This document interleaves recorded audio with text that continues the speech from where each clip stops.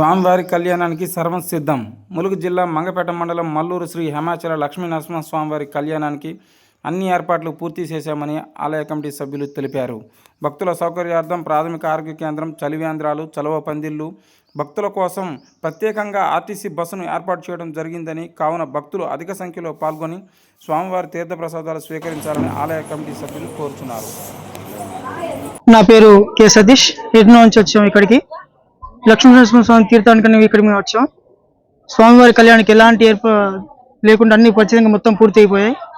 కళ్యాణం చక్కగా జరిగిపోతుంది. స్వామివారికి 2 రోజుల ముందే అన్నీ ఇక్కడ పూర్తి అయిపోయాయి. స్వామివారిని మంచి దర్శించుకొని కళ్యాణం చూసేసి వెళ్ళిపోవచ్చు. శ్రీ గురుభ్యో నమః. హరి ఓం. ఇక్కడ మల్లూరులో శ్రీ శ్రీ హేమాచల లక్ష్మీ నరసింహస్వామి వారి బ్రహ్మోత్సవ కార్యక్రమాలలో 30వ తారీఖు ఎదుర్కోలు మహోత్సవం ఉంటుంది. అలాగే తెల్లారి 1వ తారీఖు మనకి స్వామివారి యొక్క కళ్యాణం అంగరంగ వైభవంగా జరుగుతుంది. కళ్యాణం అయిపోయిన తెల్లారి అంటే రాత్రి 6 గంటల సాయంకాలం 6 నుంచి 10 లోపు రథోత్సవం, స్వామివారి యొక్క రథోత్సవం ఉంటుంది.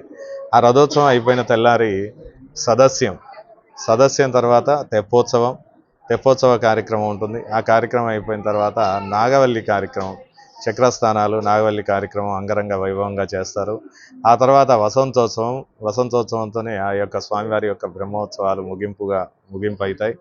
ఇవి యొక్క విశేషాలు. అంటే స్వామివారి యొక్క జరిగే కార్యక్రమాలు ఎదుర్కోలు మహోత్సవం నుంచి వసంతోత్సవం వరకు ఇక్కడి యొక్క కార్యక్రమాలు అంగరంగ వైభవంగా జరుగుతాయి.